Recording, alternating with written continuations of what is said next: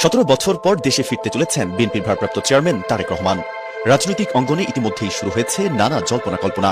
গুলশানের অভিজাত এলাকায় প্রস্তুত করা হয়েছে তার নতুন ঠিকানা 196 নম্বর একটি বিলাসবহুল বাসা। আজকের পলিটিকা বাংলা রিপোর্টে থাকছে তারেক রহমানের প্রত্যাবর্তনের প্রস্তুতি, গুলশানের বাড়ির ইতিহাস এবং রাজনৈতিক প্রেক্ষাপট বিশ্লেষণ।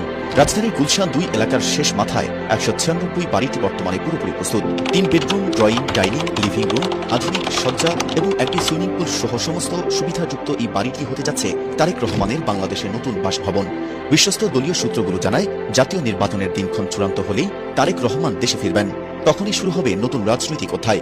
এই বাড়িটি নির্মিত হয় 1980 দশকে বিচারপতি আব্দুস সাত্তারের শাসনামলে। তৎকালীন সরকার এটি বরাদ্দ দেয় বিএনপি চেয়ারপারসন বেগম খালেদা জিয়ার নামে। দীর্ঘদিন বাড়িটি তার নিয়ন্ত্রণে থাকলেও আনুষ্ঠানিক নাম জারি হয়নি।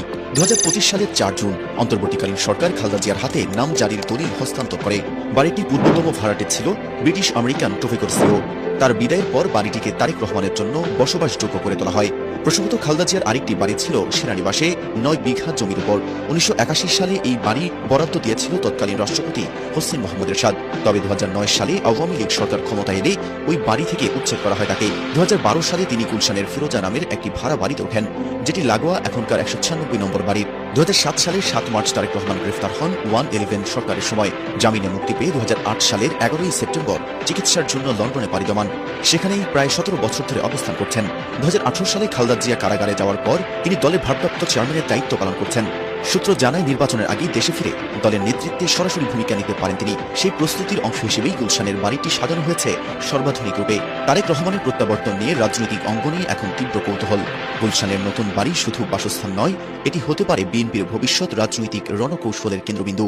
তিনি ফিরলে কি বদলে যাবে দেশের রাজনীতির চিত্র? আপনার মতামত জানাতে কমেন্টে লিখুন। আর এ ধরনের নির্ভরযোগ্য রাজনৈতিক খবর পেতে এখনই সাবস্ক্রাইব করুন পলিটিকা বাংলা। আমরা ফিরে আসছি আরও আপডেট নিয়ে। 17 বছর পর দেশে ফিরতে চলেছেন বিএনপির ভারপ্রাপ্ত চেয়ারম্যান তারেক রহমান। রাজনৈতিক অঙ্গনে ইতিমধ্যেই শুরু হয়েছে নানা জল্পনা কল্পনা। গুলশানের অভিজাত এলাকায় প্রস্তুত করা হয়েছে তার নতুন ঠিকানা 196 নম্বর একটি বিলাসবহুল বাসা। আজকের পলিটিকা বাংলা রিপোর্টে থাকছে তারেক রহমানের